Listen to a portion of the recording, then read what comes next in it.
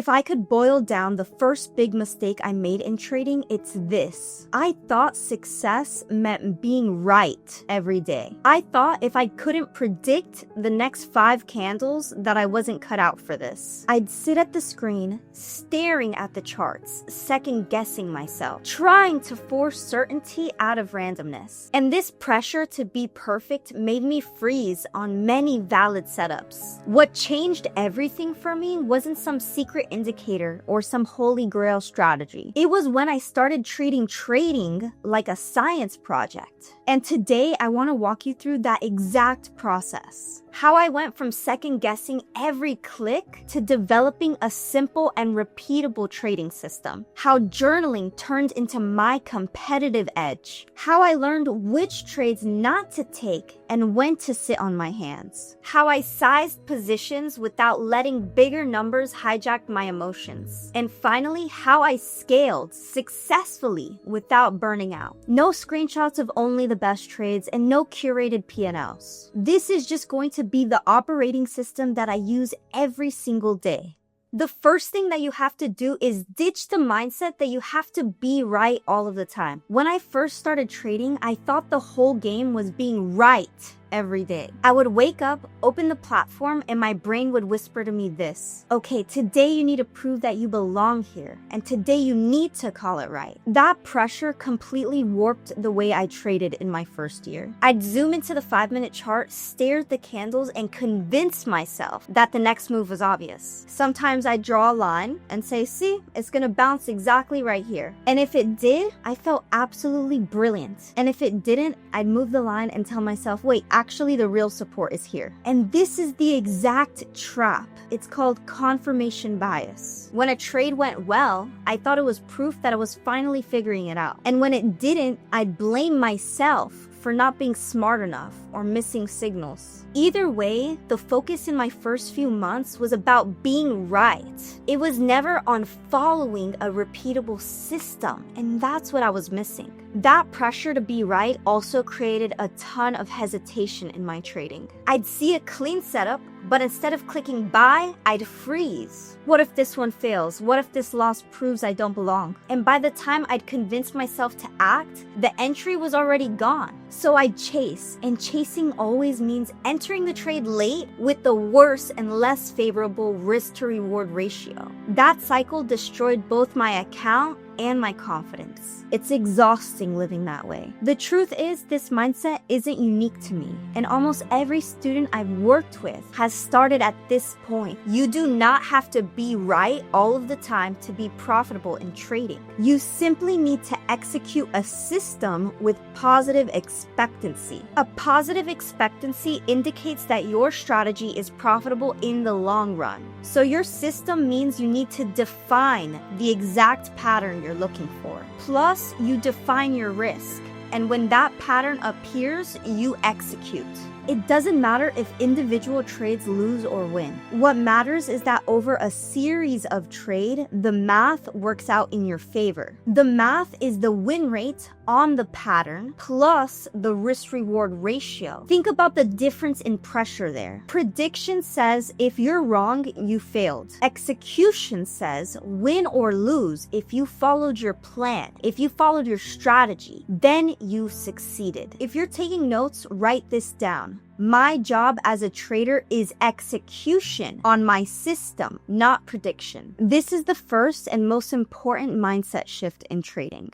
Journaling will help you build your edge. When people hear journal, they imagine something optional. In my first year trading, I was super inconsistent with the journaling. I'd simply write down what my brokerage gave me. The ticker, the date, the entry price, the exit price. Sometimes I wouldn't even put all the trades in there, and I was just writing numbers in there. I wasn't reviewing my journal. I wasn't using it. I didn't really understand the purpose of it. But that kind of journaling doesn't change anything. That's just bookkeeping. It might tell you if you won or lost, maybe your win rate, but it doesn't tell you why. And if you don't know why you're winning or losing, you can't fix anything. You just keep repeating the same mistakes over and over and you call it experience. I began treating every trade like a hypothesis in an experiment. The hypothesis is this specific pattern in this context with this specific entry and exit has an edge. And this is how you test your hypothesis. First, I'd backtest it. Then I'd paper trade it for a few weeks. Then I'd try trading it live with a small position size. And in the testing process, I'm measuring all the data. Track everything. Your win rate,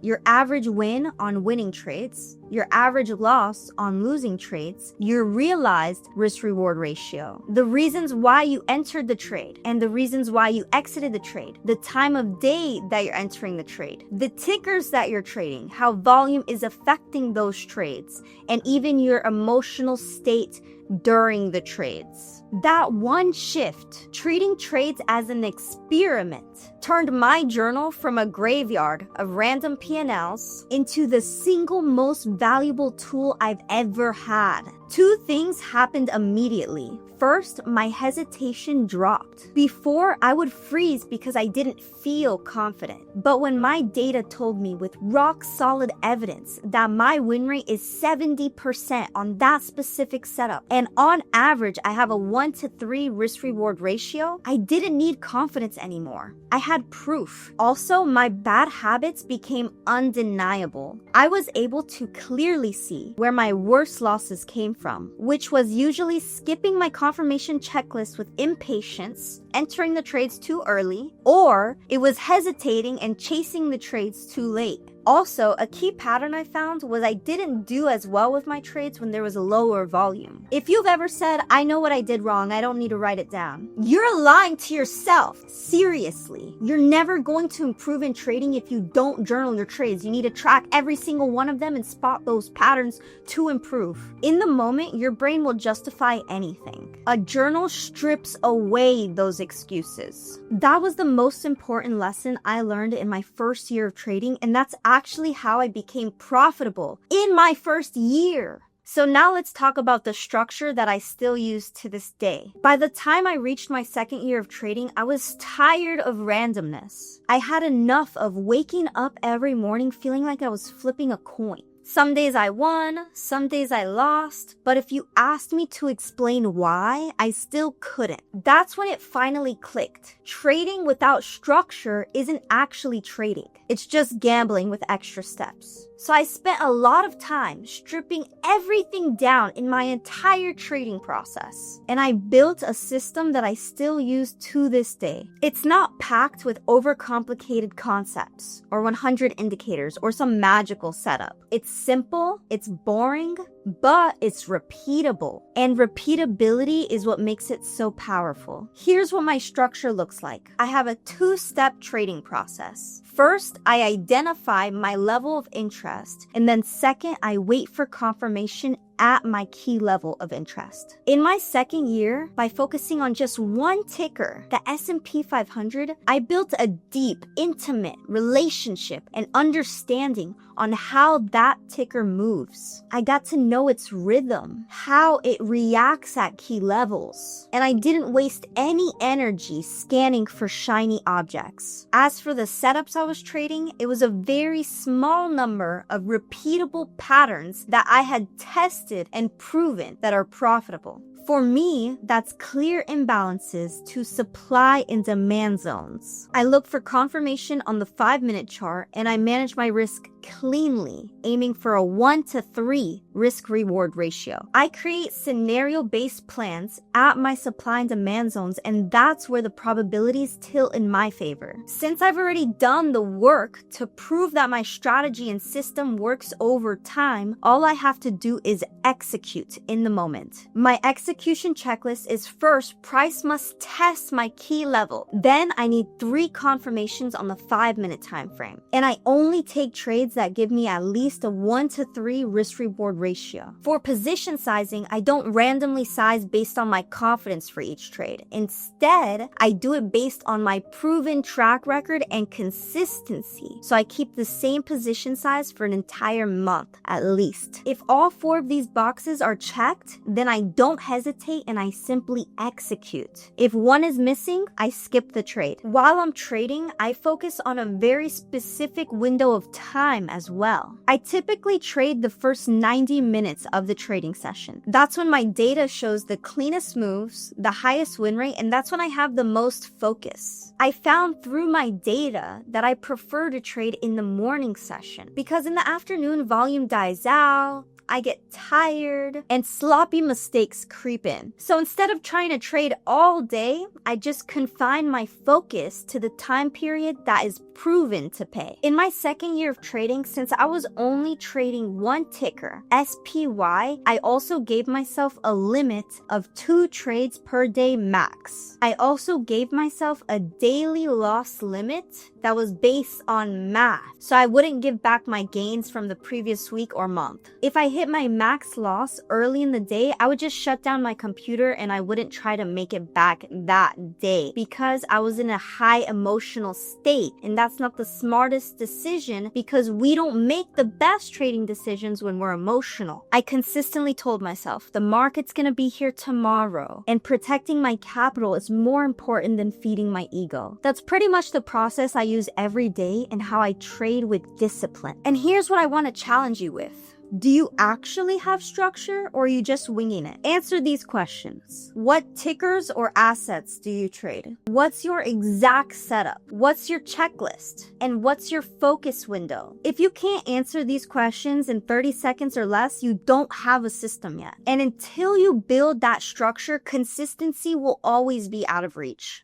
Looking back, the biggest challenge I had to overcome in trading wasn't a lack of knowledge or tools. It wasn't that I didn't understand supply and demand. It wasn't even risk management. What held me back more than anything else was hesitation. At that stage, I didn't need motivational quotes about discipline or trading psychology books. And I definitely didn't need to be more brave. What kept me grounded was proof. Proof that my system worked over time, not just on one trade. So I just went back to the numbers and my journal became my mental anchor. Week after week, I saw the same thing. When I followed my rules, my setups paid after a series of trades. Maybe I would take a couple losses here and there, but at the end of the week or at the end of the month, I was ending it green with a 1-to-3 risk-reward ratio and a 70% win rate. The data was right there in front of me. And once I had that evidence and I locked it into my mind, I had no more excuse for hesitation. That's when I created a boundary for myself.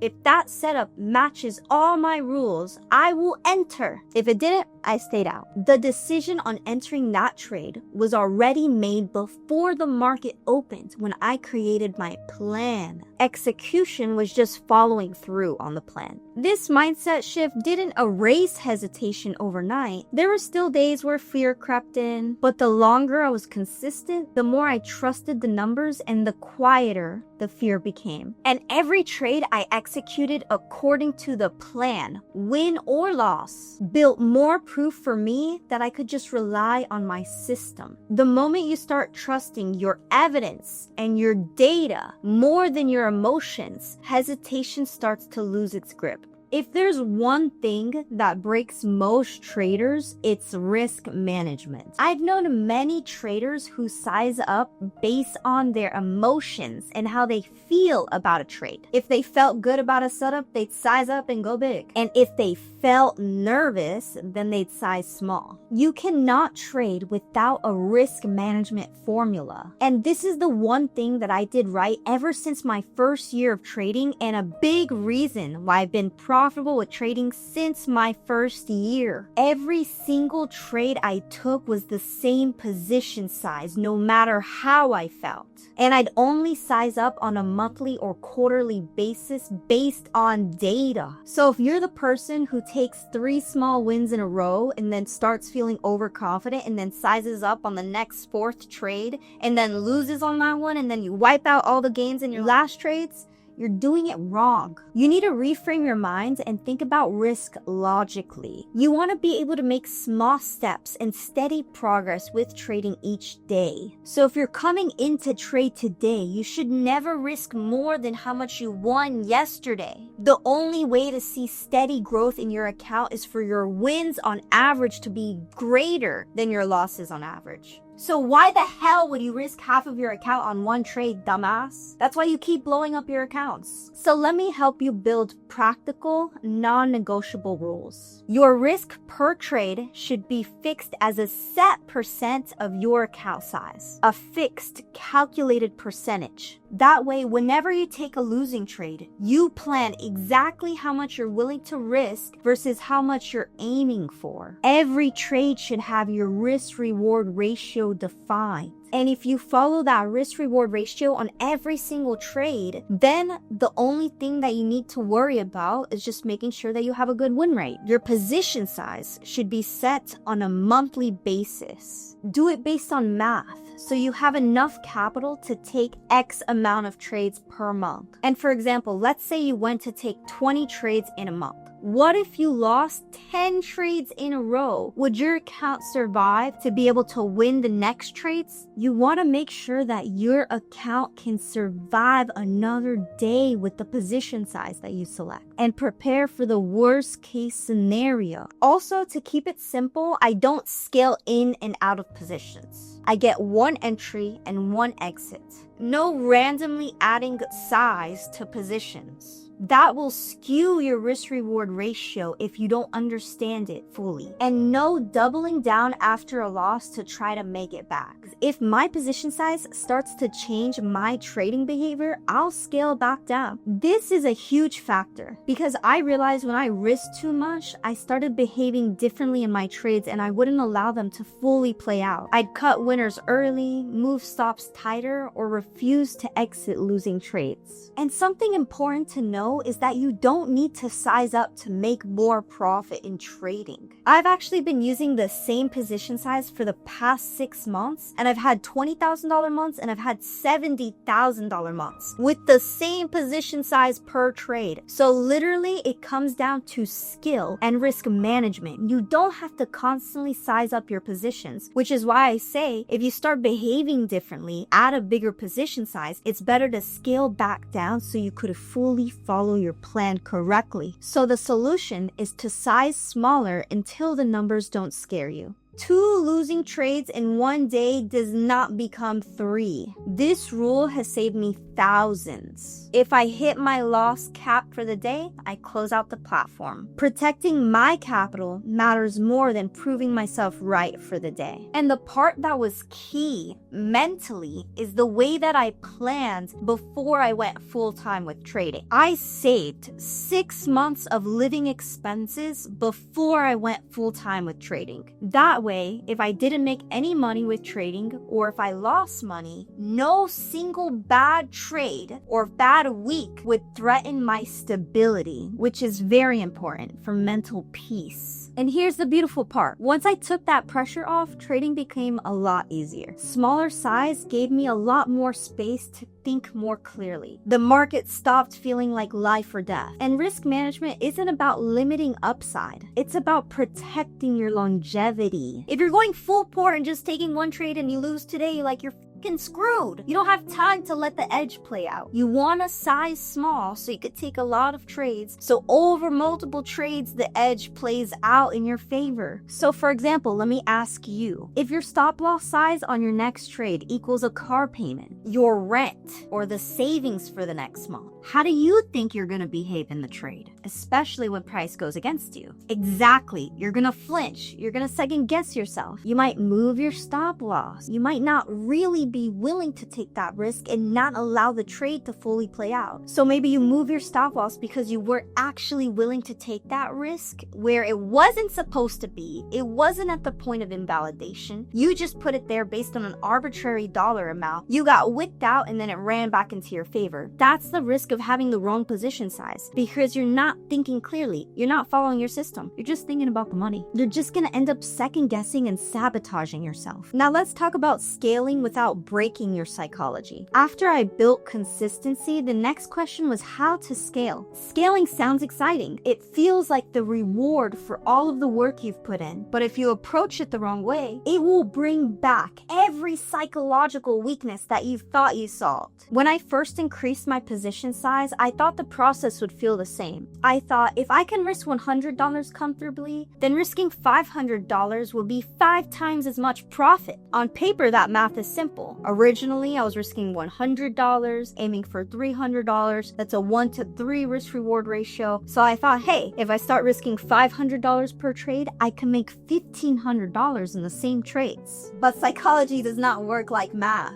The moment I started clicking in with bigger size, the game just changes. That's when I realized scaling isn't about just chasing bigger numbers. It's about also keeping your behavior the same as your size increases. If your bigger numbers change your decision making, you're not ready for them yet. Scaling should feel boring. You shouldn't feel your heart pounding. It should feel like the exact same execution, just with slightly larger numbers. It should not feel like a completely different emotional experience. If every position size increase feels like a rush, or if that position size increase has the potential to wipe out an entire week or month of gains, you're doing it wrong and you're doing it too fast. Slow down. The market does not reward speed and scaling. The market rewards patience and discipline. The goal is not just to grow your account. The goal is to keep those gains and grow your psychology alongside it. Because if your mindset cannot handle that new size, the market will expose you. So if you're at that stage where you're consistent and you're ready to scale, ask yourself this: am I prepared to trade this size the exact same way I traded the previous size? If the answer is yes, you're ready, and use your journal data to prove it. Don't just say you're ready. If not, just stay where you are until consistency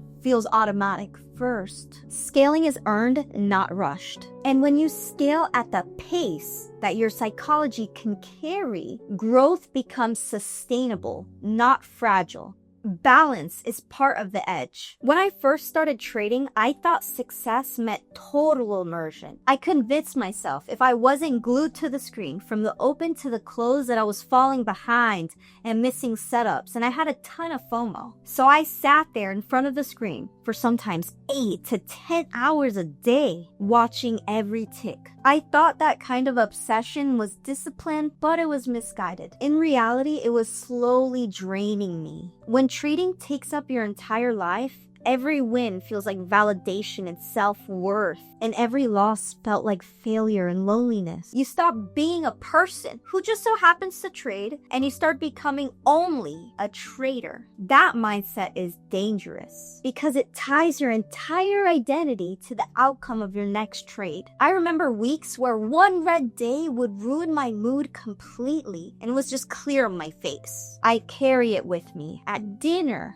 during workouts, in conversations with family. Trading didn't just stay on the screen, followed me into every part of my life. My turning point came when I deliberately started trading less. So that's why I built a focus window. Now I only focus on the first 90 or so minutes of the market. So I mainly trade from 9:30 a.m. to 12 p.m. And if I'm not done with trading around noon, I'll just cut it off so I don't let trading consume me. Once that window is done, I close my trade and I close out my trading platform. At first, it felt a little uncomfortable. It felt almost a little irresponsible too, and I had a ton of FOMO. But as the weeks passed, I started to notice this. I was actually getting sharper in my trades because I wasn't exhausting myself watching meaningless noise all day. I had energy left for family, health, and learning. And ironically, the less I obsessed, the more consistent I became. That's why I tell people,